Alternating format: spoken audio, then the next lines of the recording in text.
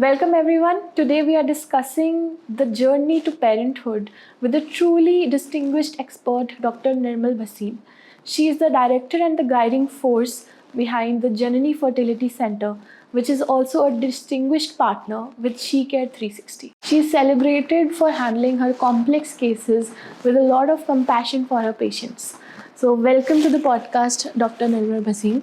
Thank you, Hina, for inviting me for this podcast. So, Dr. Nirmal, we are very curious to know a little bit about your journey and how did you choose infertility as a specialization back in the day when it was not so common, not so talked about? I think probably in the 90s. How did you end up choosing infertility as a specialization? So, here I would like to say one thing, that it is not that I chose infertility. I think the universe chose me to come into this field. That is how I put it, because when I came back after my education, I studied abroad in then USSR. And when I came back, I finished my internship, I finished my house job, tried for a government job. We did not get a government job. It was not easy back then.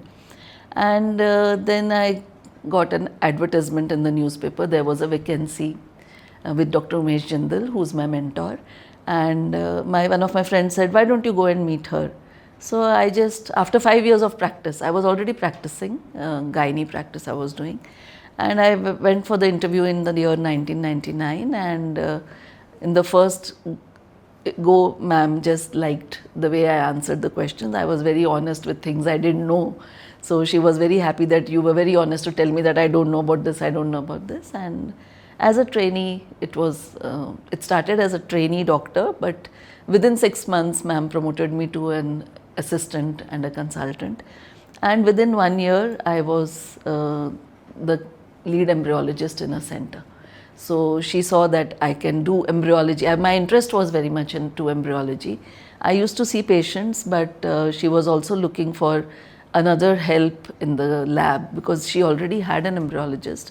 And she wanted someone to start with the next step of IVF, that is intracytoplasmic sperm injection. So nobody in the Tri-City or even in Punjab was doing intracytoplasmic sperm injection. So she asked me whether I'm keen to learn. And I immediately said, yes, ma'am, I'll try my best. And then she called one embryologist, a senior embryologist from USA. He stayed in Chandigarh for 1 month, gave me the training, and then that journey started. So that means you were probably the first one who delivered an ICSI baby. Is that what you call it? Not delivered. Of course, it was a team effort. Dr. Jindal, Umesh Jindal was the clinician, and she was the head of the center where I was working, and I was the embryologist. So yes, you can say that as an embryologist, the first ICSI baby came into this world with the effort of Dr. Umesh Jindal and my embryology. Of course, it was a teamwork. Oh, that's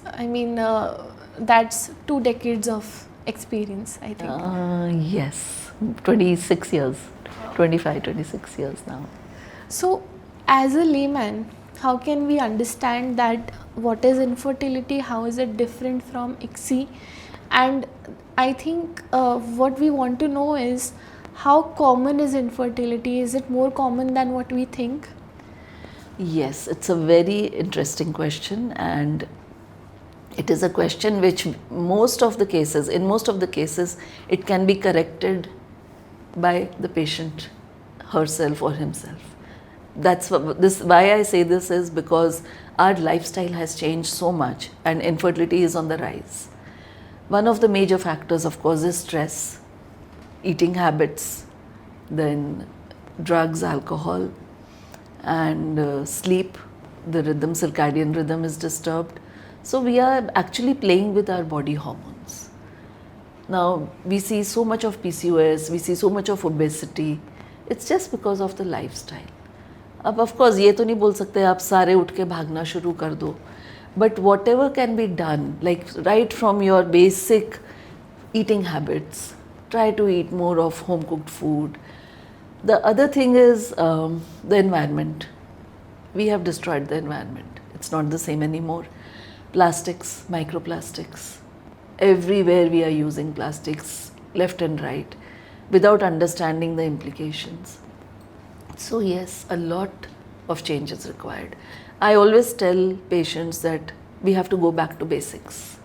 We have to go back to what our grandmothers taught us. Of course, technology upgradation has brought a huge change and we are growing very fast, but there are some things which should be basic. Yeah. But somehow, we are talking about lifestyle which stands true for everybody. Everybody. Yet, when we talk about infertility as a common person, the first thing or the first gender that comes into mind is women. Right? So, why is that, and is it true that infertility is a bigger problem with women? No. Even when, say, 2 decades ago, it was not just a women problem, but at that time, the total blame was on women. Now, men have understood. Men have started coming forward. In the last 10 years, I have seen men have started coming forward. So, basically, it is 30%. If I just have to sort of label it the way it is 30% women problem, 30% male problem, 30% or 40% we can say unexplained, where we cannot find the exact cause. So, not a definitive cause, like I said, stress and all the other lifestyle things. So, basically, it is a couple thing, it is not a single problem. There was a taboo, women were being labeled, but now, yes, men are coming forward. And if we have to sort of, again, in the journey, what I have seen as the experience that I have gained from my patients and from the treatment that we are giving to patients, the sperm quality went down first. The sperm count, motility went down first. Say the norm was 80, 100 million and 70 to 80% motile earlier. Now WHO has changed the norm. Now it is 20% normal. 20%, 20 million count is normal, and even 15% motile is normal, and 4% morphology is normal. So the benchmark itself has dropped significantly. Yes. And this is all because of the lifestyle changes. Majority, yes. In fact, there is a research and study coming up that the Y chromosome, the one that determines the male gender, that also the arm of the Y chromosome is being deleted. Okay. So there are some research, there is research going on. So that is what it is, that the sperm count went down first, then another, after say 5-7 years, we could see more of PCOD or low reserve. So the female cells started getting detrimental, and it is still not late. We can bring back everything. So the answer is to go back to the roots and yes, sort of having that kind of a lifestyle. Yes. So you talked about ICSI. How is it different from infertility, and what is it exactly? ICSI is a procedure from IVF. Right. That's the right question. So IVF is in vitro fertilization, and ICSI is intracytoplasmic sperm injection. So if we just understand, vitro in Latin means glass.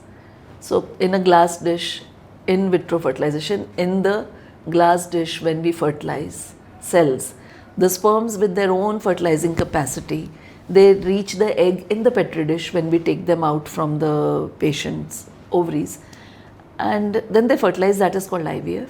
And when the sperm count is low and we know that IVF may not work here, that is when intracytoplasmic sperm injection is done, wherein under the microscope, one egg and one sperm are caught hold of, and they are injected. One sperm is injected into the egg, all under the microscope. So ICSI is supposedly more advanced. A step ahead of IVF. Right. Yes. And is it different for different couples, or do you? Yes, it varies from patient to patient. What treatment to give to which patient, the doctor should be the right person to guide, because sometimes what happens, couples just walk into our clinic and say, "Madam, मुझे IVF कराना है." So sometimes I ask them, "Okay, why do you think you want IVF?"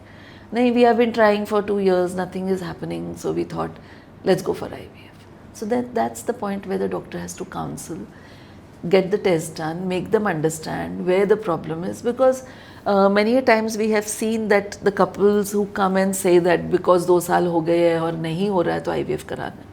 Sometimes it is just a psychosexual disorder. It's just that they are not able to have proper sex because either the woman has fears and she is a patient of vaginismus, or there is erectile dysfunction in the male. And these questions are never addressed. Patients are either apprehensive, or they feel shy, or they don't want to talk about it, or the families don't want to talk about it. Even in front of the doctors, sometimes we have to actually extract it from the patient. That क्यों नहीं हो रहा है? Pregnancy क्यों नहीं हो रही है? मतलब ऐसा भी है कि अभी उतनी अवेयरनेस ही नहीं है पेशेंट्स में कि IVF कब करना चाहिए, या उससे पहले की भी जो जर्नी है उसमें भी हैंड होल्डिंग की ज़रूरत है. बहुत ज़रूरत है. एंड उस जर्नी में कैसे सपोर्ट किया जा सकता है पेशेंट्स को? देखो, एक तो काउंसलिंग सेशंस हमारे लेवल पे जो हम करते हैं वो तो हम करते ही हैं. It takes a lot of time. One couple counseling takes about, first counseling takes about 40-45 minutes. And that is where we are blessed with SheCare and Meri Sakhi, who have joined hands with us. So Meri Sakhi, the name itself is so beautiful. Everybody is looking for someone to listen to, you know. सुनने वाला कोई नहीं है. और कौन अच्छा सुनता है? एक अच्छे दोस्त ही सुनता है किसी की बात. Right. So when a Meri Sakhi approaches you and you have all the fears and the questions, and there is someone to listen and answer to your questions, our half the work is done. Yeah. So it becomes easier for us to, you know, pick up from that step. तो वो जो clinical journey से पहले की journey है, वहाँ पे SheCare 360 brings a lot of ease for the patients and a lot of awareness and for us, for you as well. Yes. And a lot of awareness also, because definitely, awareness is missing. Definitely. And like you said, बहुत सारे patients आते हैं कि हम 2 साल हो गए हमें, but we are not able to conceive, तो हम IVF करना चाहते हैं.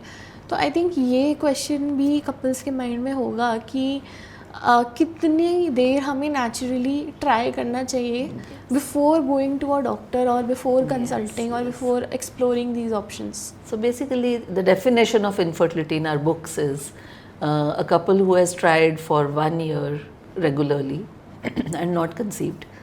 So then they are labeled as infertility, which I don't like that term personally.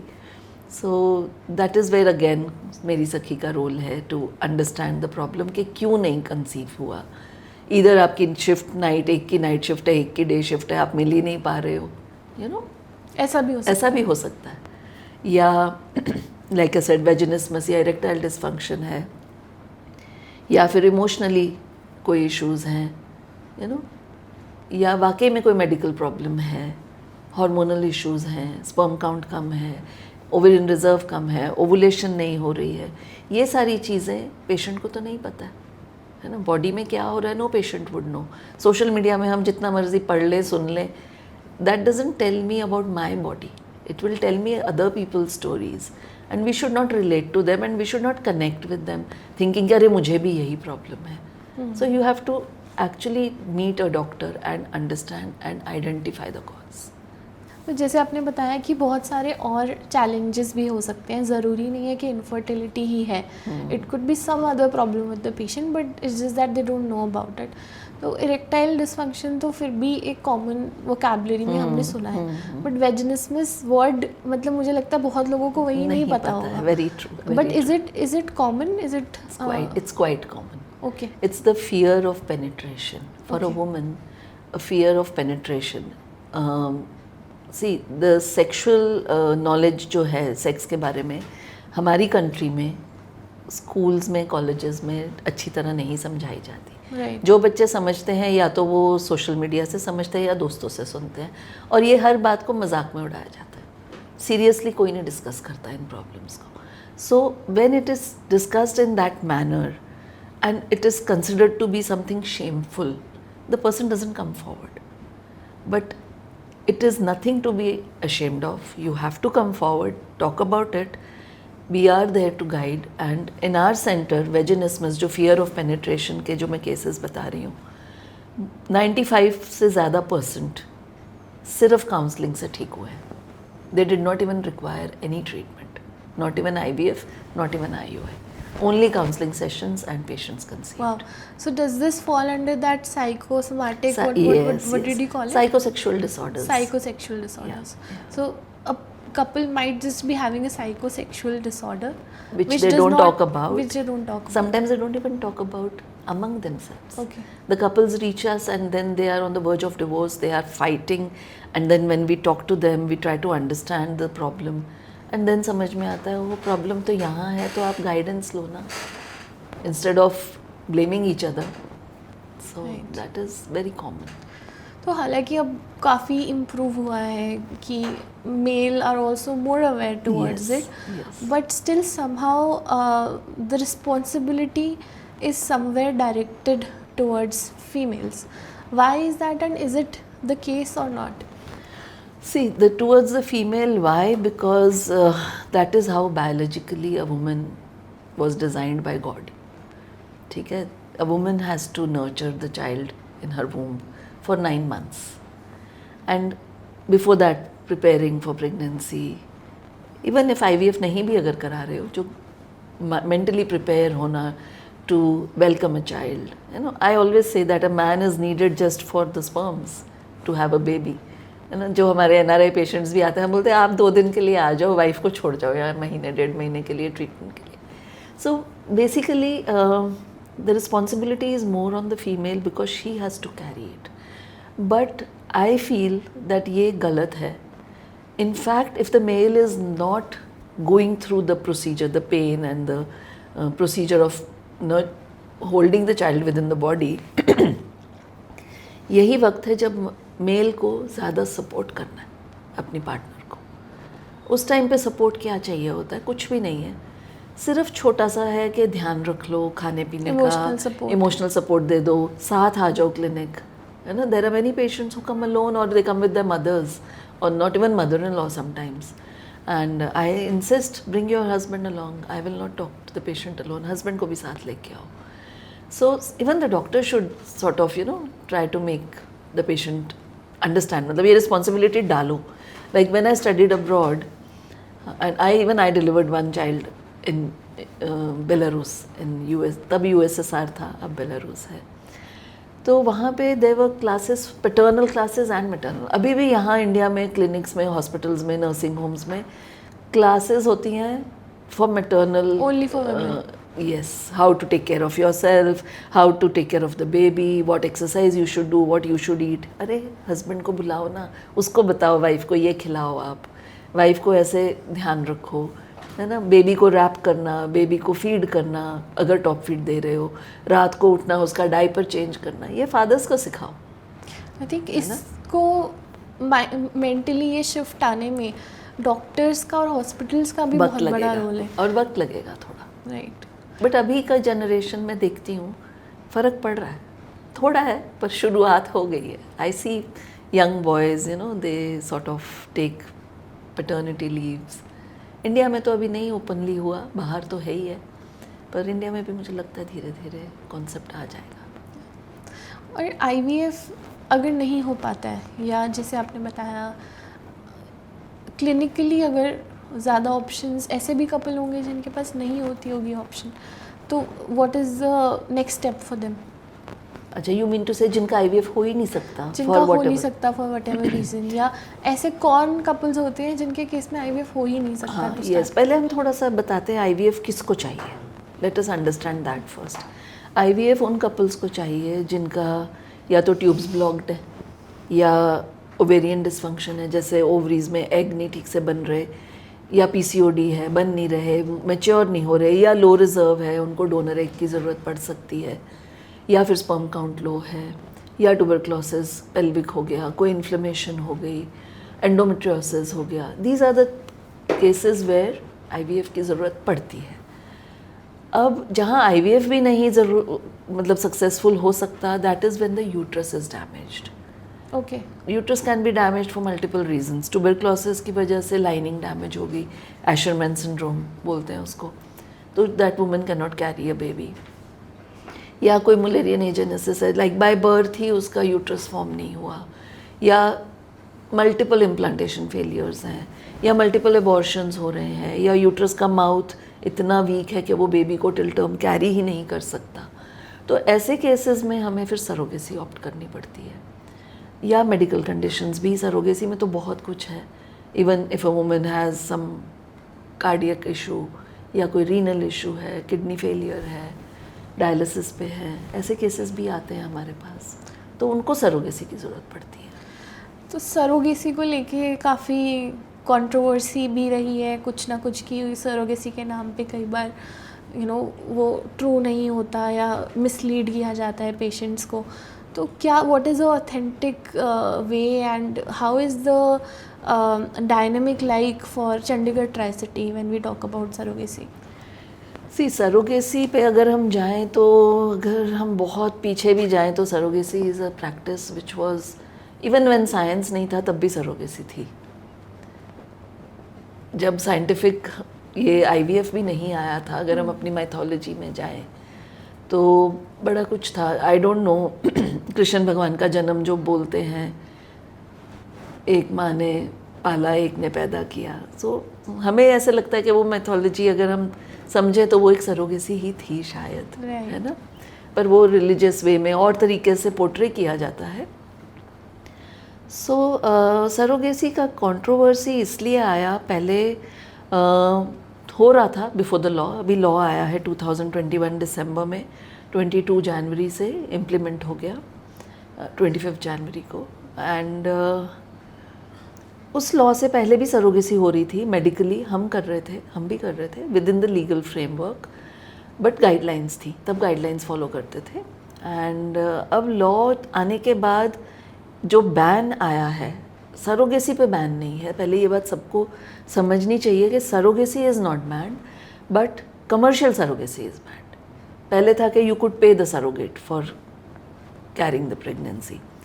Now it is altruistic. Altruistic means मैं अपनी इच्छा से, किसी से मेरे को मतलब प्यार है, मेरी बहन है या कोई मेरे नोन है, मेरी सहेली है, मेरा दिल किया कि मैं, जैसे फिल्मों में, हिंदी फिल्मों में हमने देखा है, राइट. तो अब अल्ट्रुइस्टिक सरोगेसी पे बात आ गई है. And with in the legal framework change क्या हुआ है कि पहले डॉक्टर पेशेंट डिसाइड कर लेते थे आपस में. डॉक्टर को पता है इस पेशेंट को ज़रूरत है, डॉक्टर ने लिख देना, एंड पेशेंट को बोल देते थे अपनी सरोगेट ले आओ या कहीं से भी ले आओ, वो आप मैनेज करो. कमर्शियल सरोगेसी अलाउड थी, और बस लीगल पेपर्स बन जाते थे एंड एग्रीमेंट होता था, and everything was within the framework. अब क्या हो गया है, whatever to be done, it has to be done with the government authorities. जब तक गवर्नमेंट अथॉरिटी परमिशन नहीं देगी, कोई डॉक्टर डिसाइड करके नहीं बोल सकता कि हाँ जी आपको सरोगेसी करानी है. रेकमेंड कर सकता है, फिर अथॉरिटीज़ से परमिशन पेशेंट लेके आएगा, फिर उसके बाद सरोगेट वो अपनी लेके आएगा, फिर वो सरोगेट के सारे टेस्ट होंगे, उसकी फ़िटनेस, पहले भी होता था पर अब ये फ़िटनेस भी गवर्नमेंट देती है. It's become more like an organ donation thing. Okay. जैसे ऑर्गन डोनेशन में बहुत ज़्यादा स्ट्रिक्ट गाइडलाइंस है ना, सरोगेसी में भी स्ट्रिक्ट गाइडलाइंस है. फिर सरोगेट मदर के सारे फिटनेसेस जब आ जाते हैं, फिर कपल उसके लिए एक इंश्योरेंस बाय करते हैं फॉर 3 years, जुडिशियल मैजिस्ट्रेट के सामने दोनों पेश होते हैं, फिर वो एग्रीमेंट एक साइन होता है. पेरेंटल कस्टडी उनको पहले ही लेनी पड़ती है of the unborn child. Okay. अभी बेबी ट्रांसफ़र भी नहीं हुआ, बॉर्न क्या कंसीव भी नहीं हुआ, उससे पहले ही पेरेंटल कस्टडी भी लेनी है. Okay.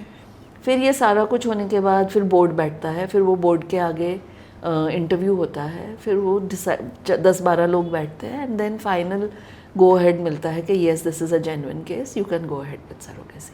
Then they come back to the clinic कि हमारा ये डॉक्यूमेंट्स कंप्लीट हैं, सो प्लीज़ आप प्रोसीड करें. तो जो हॉस्पिटल उसे फैसिलिटेट कर रहा है, उनके पास भी कुछ ऑथराइजेशंस या कुछ ऐसा प्रोसेस है क्या? आपके हॉस्पिटल में ये चीज़ होती है या as a doctor how does it work? Yes, basically जो सेंटर कर रहे हैं उनको भी पहले गवर्नमेंट से परमिशन लेनी है, रजिस्टर करना है खुद को.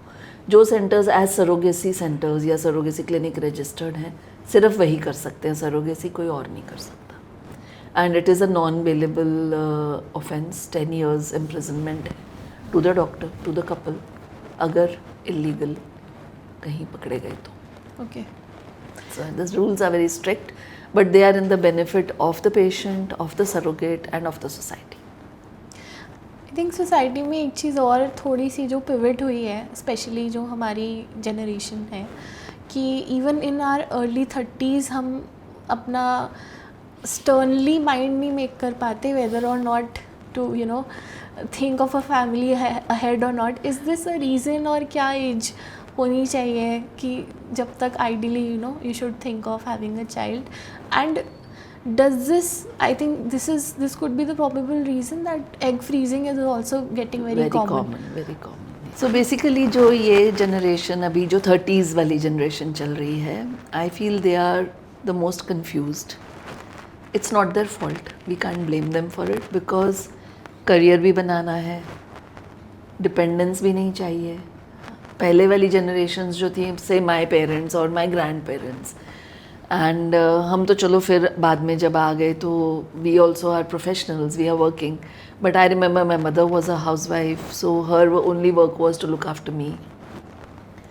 फिर हमने बैलेंस किया जैसे तैसे प्रोफेशन और फैमिली को, और मुझे लगता है हमने उसको ज़्यादा डिसबैलेंस ही किया है, बिकॉज जो नेक्स्ट जनरेशन आई है उसने देखा कि हमारी मदर्स तो बस भाग दौड़ी करती रहती है, ना घर संभाल पाती है, ना अपना प्रोफेशन ढंग से संभाल पाती है। So this generation is very intelligent, they are very sensible but confused कि करें कि ना करें, एंड इस चक्कर में डिले हो रहा है। Everybody is delaying there marriage, but biological age तो नहीं रुक सकती ना, एजिंग तो होनी ही है। अब आप 30 के अगर हो रहे हो तो ओवेरियन रिजर्व भी फॉल करेगा विद टाइम, 35-40 पे तो बिल्कुल ही, 40 पे तो बिल्कुल ही फॉल कर जाता है। तो that is why yes, egg freezing is becoming very common.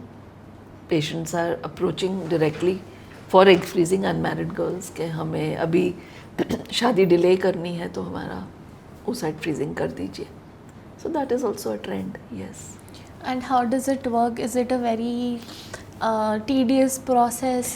It is the same as IVF, पूरा प्रोसेस करना पड़ता है। अच्छा। सिर्फ फर्टिलाइज नहीं करते हैं, उनको रख देते हैं। फर्टिलाइजेशन जब वो पार्टनर लाएंगी, शादी कराएंगी, तो उनके स्पर्म से फर्टिलाइजेशन होगी। ओवेरियन फ्रीजिंग में थोड़ा सा जो viability after we bring them back, thaw them back, is little lower than embryo. बना बनाया एम्ब्रियो फ्रीज करके उसको वापस लाना is better than having only an egg frozen. But yes, possibility अच्छी है, but I would still say and I would still feel, go the natural way, back to roots, back to basics, get married at the right time. ये struggles तो चलते रहने हैं। मैं तो अभी भी बोलती हूँ, इतने साल हो गए इस प्रोफेशन में, मैं तो अभी बोलती हूँ हम सेटल नहीं हुए हैं। There is so much to learn, it because is endless. there is, yes, it is endless. पूरी ज़िंदगी निकल जाती है, इतना कुछ आप नया सीखते हो। तो हम ये नहीं बोल सकते कि आज मेरा IVF क्लिनिक है, मैं सेटल्ड हूँ, नहीं। There are so many new things. We are doing new things. Yeah. और इस टॉपिक के अराउंड इतने सारे मिसकंसेप्शंस हैं, इतनी लैक ऑफ अवेयरनेस है, so let's do a myth versus fact sort of a discussion. So the first topic is that लोगों को लगता है कि IVF इज़ नॉट नेचुरल, तो प्रॉबेबली उससे जो बेबी आएगा could have some sort of issues or some sort of the seeing होंगे उसके। It's a myth. It's a myth. Yes. Absolutely normal children होते हैं, कोई प्रॉब्लम नहीं है उन बच्चों में। हमने तो अब देख ही लिए, 25-25 साल के हो गए, कोई प्रॉब्लम नहीं। और IVF is very expensive and out of a middle class person's pocket. Is that true? Yes, it is expensive. ना करते भी पेशेंट को विद मेडिसिन सब लगा के 2.5-3 lakhs तक बजट चला जाता है। If we just look at the whole procedure, we are trying to loop in insurance companies के इनफर्टिलिटी को भी इंश्योरेंस में काउंट किया जाए, तो अभी कंसिडर कर रही हैं कुछ कंपनीज। सो प्रॉबली अगर इंश्योरेंस कवर में आ गई तो थोड़ा ईजी हो जाएगा. There is a company, I don't remember the name of the company, but there was a proposal that 2 years waiting period होगा इंश्योरेंस बाय करने के बाद, एंड उसके बाद आप IVF में अवेल कर सकते हो. Okay. So yes, it is expensive. IVF is a very painful, very difficult process for the woman. Myth. Why? And true also to some extent, I would say. Physically a myth because physically उतना painful नहीं है. And why I said true? Because emotionally, yes. Emotionally it is painful for the only reason being that no doctor can guarantee a positive result. अगर तो पता हो कि मेरा positive ही आएगा तो दर्द भी हर कोई सह लेता है ना. And the only pain is injections. Daily के इंजेक्शंस लगते हैं. प्रोसीजर इज़ पेनलेस, पता भी नहीं चलता. It's a 15-20 minutes procedure.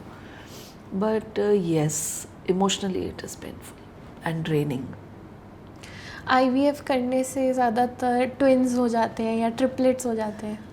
True. हाँ, अगर क्योंकि हम मोस्टली 2 एम्ब्रियोज तो कम से कम रखते हैं, तो अगर दोनों इम्प्लांट हो गए तो ट्विन्स के चांसेस बढ़ जाते हैं. IVF is only used for older women who are, that is the only cause of infertility and only for older women. Myth. Myth. It is for anyone who has a problem. से अगर tubal blockage young age में है या PCOD की वजह से ovulation नहीं हो रहा यंग एज में है, एंडोमेट्रियोसिस यंग एज में है, फिर तो करना ही पड़ेगा ना IVF. IVF प्रोसेस करने की वजह से आप चूज़ कर सकते हो आपके बेबी के ट्रेट्स कैसे होंगे. नहीं कर सकते. अभी उतनी दूर नहीं पहुंचे. Right. So it's a myth. Yes, it's a myth. थोड़ा सा but there is a concept of designer babies coming in. चल रही है बातें डिजाइनर बेबीज की. What is that? अगेन वही सिलेक्शन, मतलब वो डोनर केसेस में, जैसे किसी को डोनर स्पर्म चाहिए या डोनर एग चाहिए, तो वो रिक्वायरमेंट्स अमेरिका में तो चल रहा है. नो, वहाँ पे तो कॉल सेंटर्स हैं, वहाँ पे फ़ोन आता है, तो दे जैसे I need a donor who has blue eyes, who has curly hair, who has blonde hair, upper lip should be curved, lower lip should not be. तो इस तरह के चल रहे हैं सेंटर्स वहाँ, but that is not healthy. And like we discussed कि ये जो जर्नी है ये बहुत पहले ही शुरू हो जाती है, even before considering IVF as an option. और IVF करना भी है तो कहाँ से करें, कौन से हॉस्पिटल से करें, क्या सही है नहीं. तो ये जो सारा एक टर्मोइल है या इतना कन्फ्यूजन है, उसमें आपने जैसे शी केयर के साथ पार्टनर किया है, कैसे हेल्प करते हैं हम पेशेंट्स की? देखो, एक तो शी केयर को बड़े अच्छे से ट्राई सिटी में पता है कि कौन रजिस्टर्ड सेंटर्स हैं और कौन सही काम कर रहे हैं.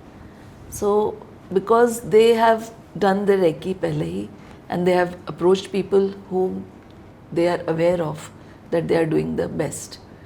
So of course she care is taking care of talking to the patients, making them understand, helping them choose the right place, the right doctor. So of course हमें तो सबको it's a win-win situation. And I am sure कि IVF process के बाद भी एक support चाहे post care, yes, चाहिए होती होगी. चाहिए. तो उसमें भी शी केयर का कोई रोल है? थोड़ा थोड़ा शुरू तो किया है, but I am sure we are working on it कि विद टाइम जैसे ही ये बढ़ जाएंगे हमारे केसेस, तो इनकी टीम बहुत अच्छी है, तो we will be sort of training them, I would say, post IVF care. और प्री तो हम ऑलरेडी प्री तो ऑलरेडी कर रहे हैं.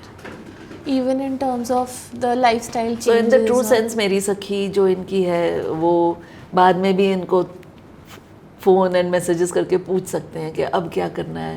बिकॉज रीचिंग द, देखो, डॉक्टर से डायरेक्ट बात करना सबसे अच्छी बात है, बट प्रेशर इतना है डॉक्टर्स पे कि वो हर चीज़, अब कि कोई पेशेंट रात को फ़ोन मुझे कई बार करके पूछते हैं IVF के बाद, मेरा आज ना मैंने 4 सीढ़ियाँ चढ़ ली, क्या वो ठीक था?